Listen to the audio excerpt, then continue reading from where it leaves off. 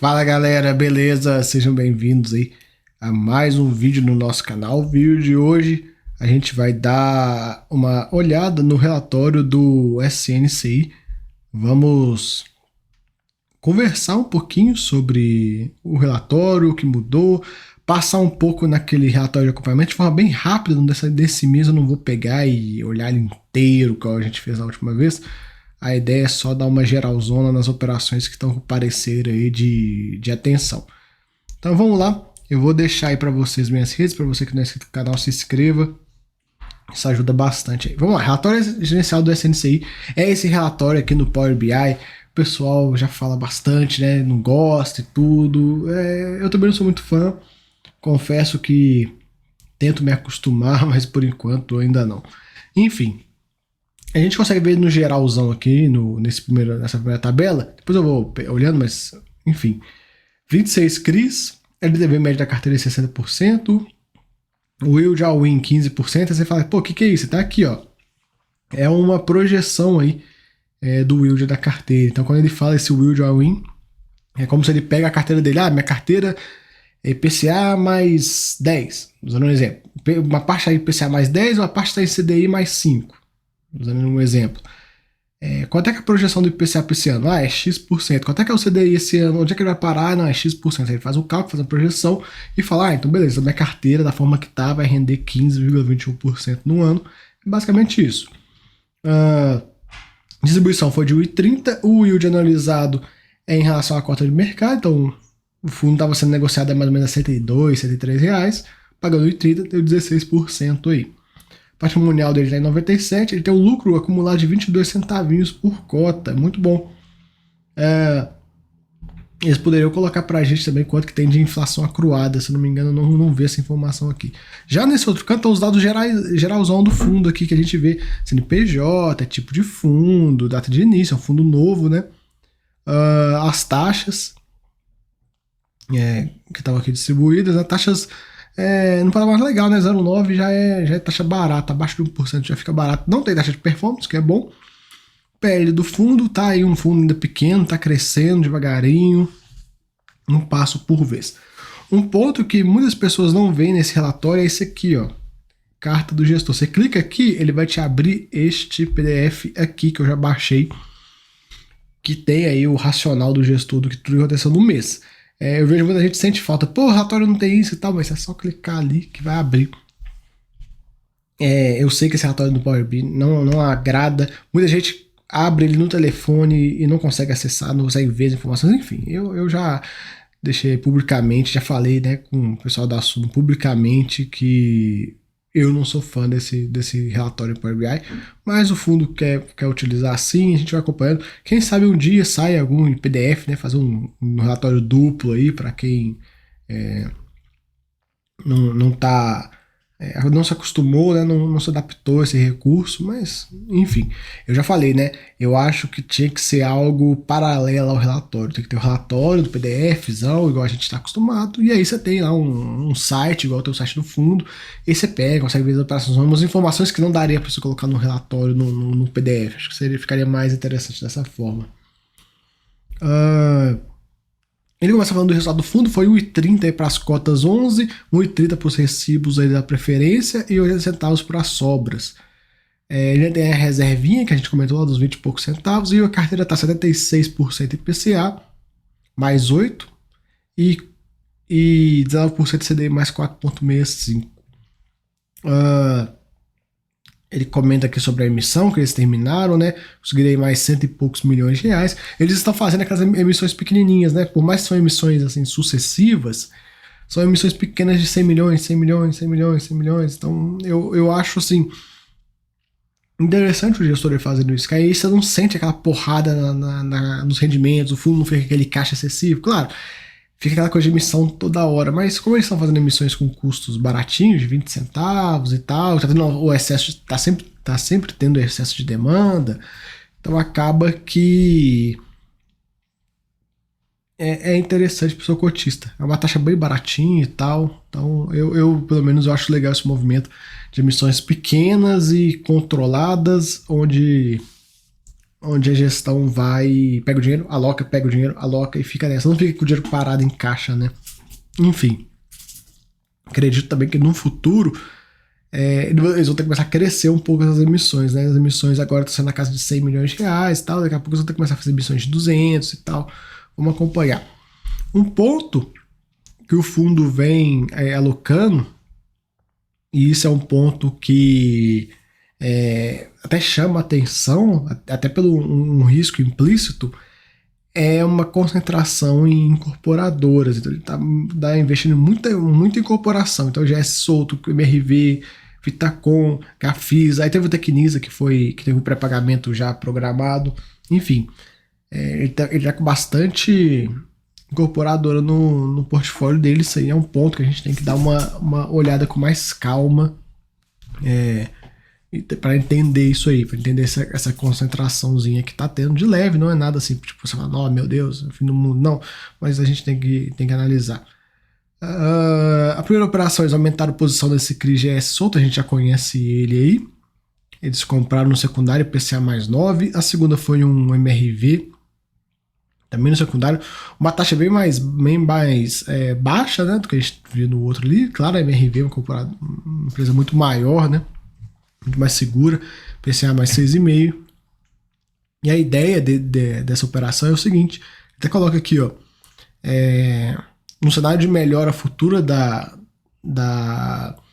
economia, a gente vai ver aí que a NTNB hoje, né, o Tesouro 2035, 2030, etc., hoje está pagando tipo 6,1, 6,2, esse cara vai começar a cair. E ele caindo, vamos colocar que ele cai aí para, um exemplo teórico, para 5,5.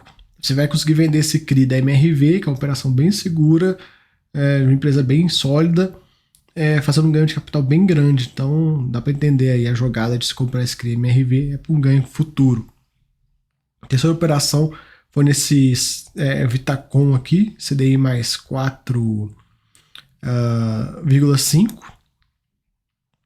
É uma corporativa, não está ligada a nenhum ativo, mas vai estar lá no relatório de acompanhamento que eles têm. Então é bem legal. Esse relatório a gente vai ver daqui a pouquinho. E a quarta foi aí mais 12 milhões de uma incorporação vertical lá no Botafogo, lá no Rio de Janeiro, um projeto de luxo e tal. CDI mais 5 a taxa, e foi uma operação estruturada aí pela Suno aí na finaleira. Então eles foram também o único investidor do CRI, então eles estão bem próximo de que eles estão emprestando dinheiro. Vamos acompanhar isso aí. Eles também comentam, né, sobre o aumento na alocação em ativos indexados CDI, que em maio era 10,9% e agora já está em 19,1%. Esse é um ponto, pessoal, que eu comento, né, sobre fundo de CRI. O quão mutante é um fundo de CRI. Como é que ele consegue mudar a cara dele de forma bem rápida. Né? De um mês para o outro, ele praticamente dobrou a alocação em um indexador. Eu falo isso bastante, essa questão, porque o fundo de CRI é um fundo que, na minha visão, ele é mais dinâmico que o fundo de tijolo, muito mais. Então, se você não ficar muito ligado, não ler os relatórios e tal, pode ser que 3 meses se passe, você não lê o relatório, quando você lê, fala, caraca, isso aqui tá totalmente diferente, né? Eu tive expectativa num fundo IPCA+, e agora já virou um fundo metade CDI. Não que esse cara vai fazer isso, mas, tipo assim, dando um exemplo. Então, ele é mais mutante, sim. E é o que eu falo com o pessoal lá da área de membros. Agora eu vou fazer meu jabá, hein? Seja membro. Que eu converso lá nos vídeos exclusivos. Falo, galera, fundo de CRI, você tem que ficar bem ligado nessa questão dele mudar a carteira dele para que direção que ele tá indo. Porque como a gente tem aí várias opções e é um fundo, digamos assim, replicável, né? Você consegue replicar um fundo de CRI de forma mais fácil do que um fundo de tijolo, né? É muito fácil você pegar, esse fundo aqui não tá me atendendo a minha expectativa, vou vendo e compro outro. Então, fundo, e fora que a gente tem opção pra caramba, né, de fundo de CRI. Então, é diferente do fundo de tijolo. Fundo de tijolo a gente acaba sendo mais holder do ativo. Já o fundo de CRI não. O fundo de CRI você pode fazer, sim, giros estratégicos. Putz, tô aqui com uma carteira, a gente vai ter uma deflação, cara, vou migrar para CDI. Putz, eu queria que o gestor migrasse para CDI, não tá migrando, o fundo não tem nenhuma pegada que seja obrigatória, tem inflação mais, né? É um fundo misto, mas o gestor não está indo na direção que eu espero. Procura um fundo assim. Então, eu vejo que essas alocações em fundo de papel a gente pode ser mais dinâmico, a gente não precisa ser tão paradão. Claro, você não vai ficar fazendo isso em fundo de tijolo, né? Toda hora sai de um, vai pro outro e mexe. Não, você fica quieto. Mas é porque você vai analisar os ativos, olhar tudo. Mas, como eu falei, no fundo de CRI, eu acho que você tem que olhar o bolo como um todo e ver se tá te atendendo aí. Até porque, como eu já falei, né? É um fundo mais replicável, é um fundo que ele muda muito, a gente vê aí. Então, vamos conversando sobre isso. Lá na área de membros eu falo bastante sobre esse tipo de movimentação. Vamos lá. O resultado aqui do fundo, ele vem pagando pelo menos 1,30 aí desde o início do ano praticamente. E tá mantendo um patamar legal. A gestão não trouxe nenhum tipo de guidance pra gente, né? De para onde que vai o rendimento do fundo, qual que é o patamar que eles querem, mas deu a entender que vai ficar ali entre 1,30 e 1,40. Vamos acompanhar aí como é que vai funcionar. Um ponto legal, né, de se comentar é o seguinte, eu vou pegar aqui no mês de maio, porque junho teve algumas vendas e não dá pra gente ficar tão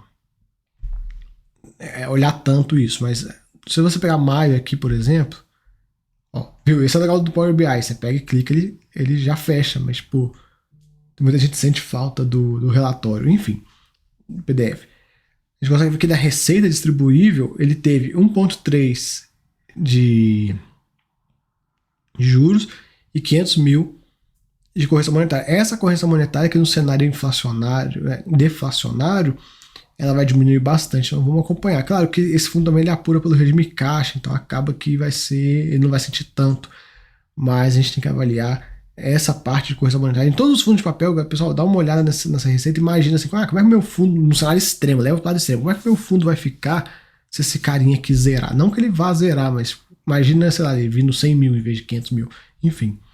Para você ter uma ideia, mais ou menos, fazer um cálculo de padaria para você tentar ver como é que vai ser a questão da deflação. Aqui um pouco do perfil, dos ativos e tudo, a gente consegue ver, ó, risco corporativo, contratual pulverizado e o que eu comentei da incorporação lá no início do vídeo. Ó. A gente também viu que eu falei que é legal, né? Você clica, ele vai marcar tudo que é incorporação. A gente vê, ó, é 41% da carteira. 41% da carteira. Então vamos acompanhar aí. Uma porcentagem considerável, mas só ficar ligado, não vejo nenhum risco assim, sabe?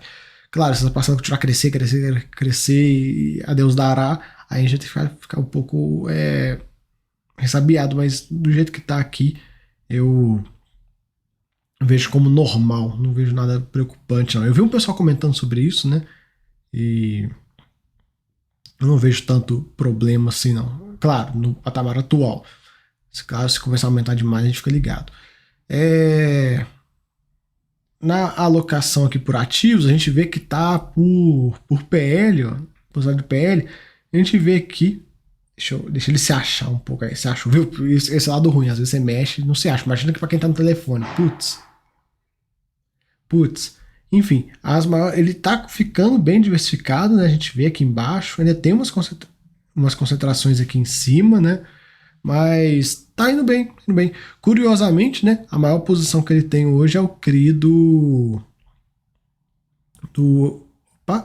MGLG. Muita gente comentou sobre isso e tudo. Galera, meu posicionamento. Eu já deixei claro em outros vídeos de outras gestoras. Para quem quiser conferir, abre o vídeo do HFOF. Do meio para o final eu falo isso também. Na minha visão,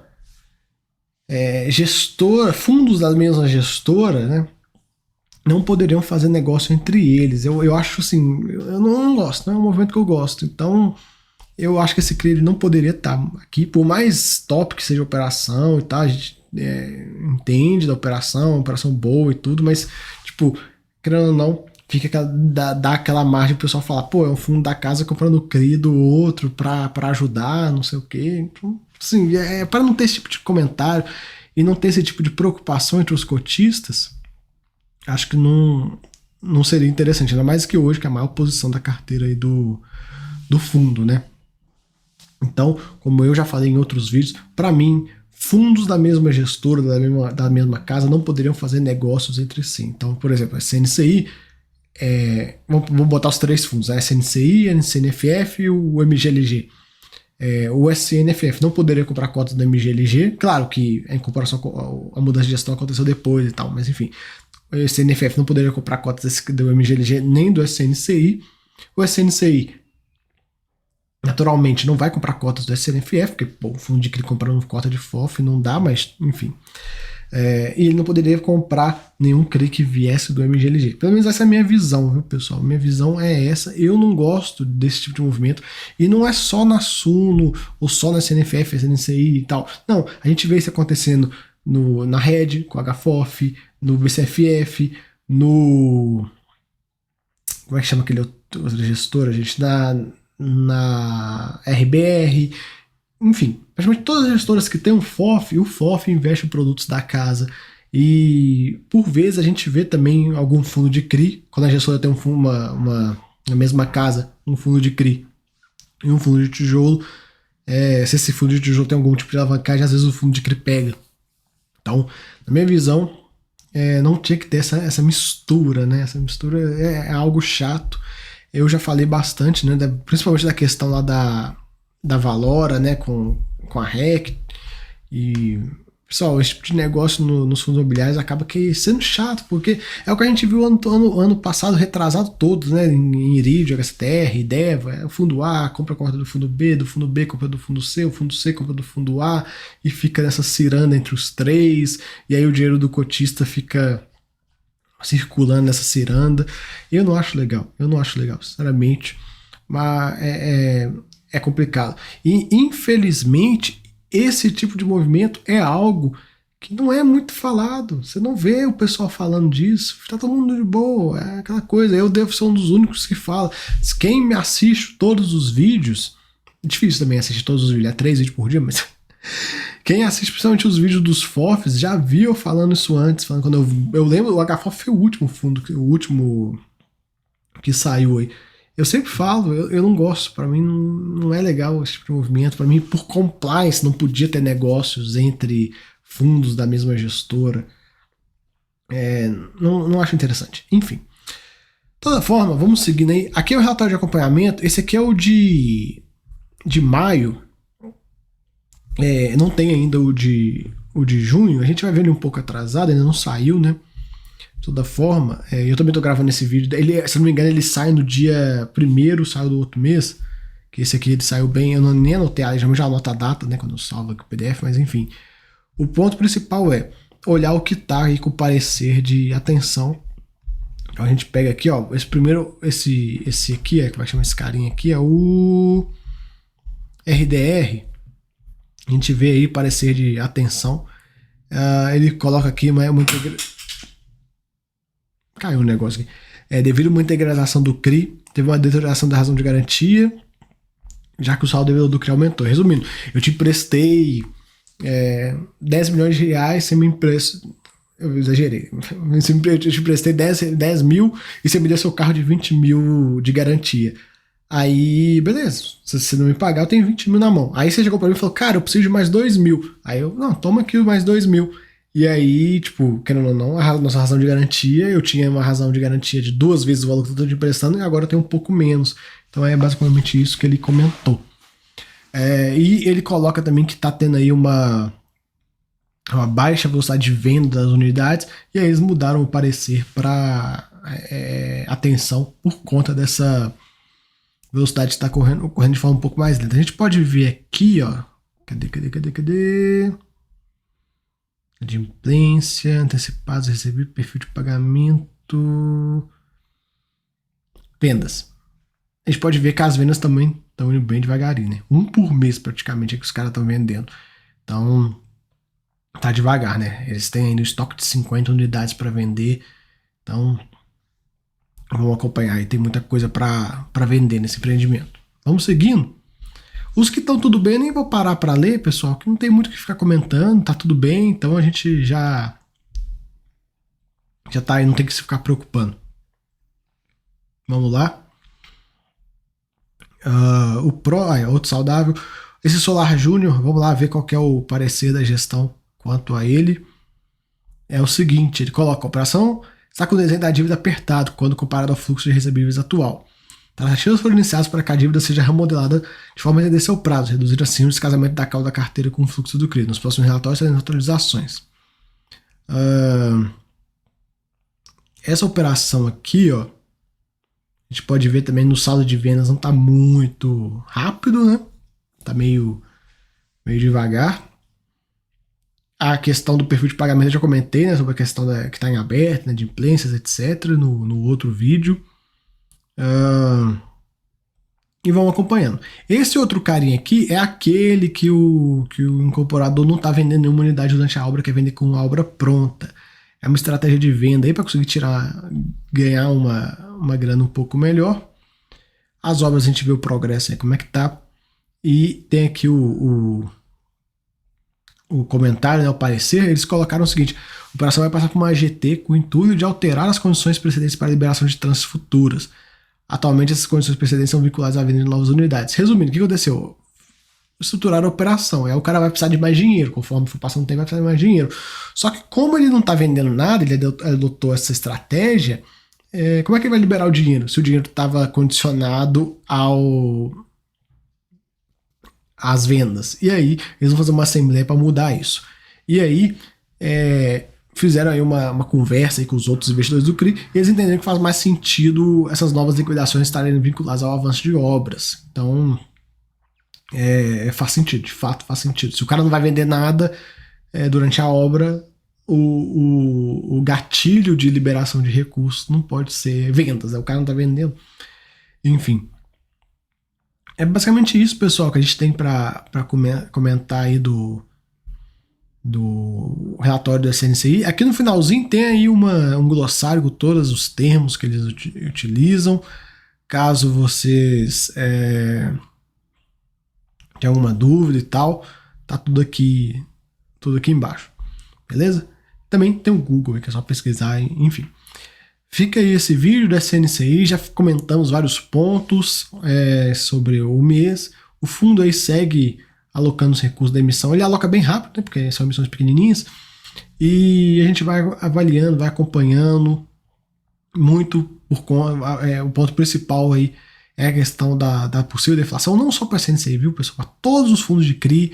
Isso aí vai dar um baque assim, nos rendimentos, né? Quem não tiver aí inflação acruada, uma reserva de contingência, etc., vai chegar nesse segundo semestre e vai ter uma quedinha nos rendimentos. Então a gente vai acompanhando.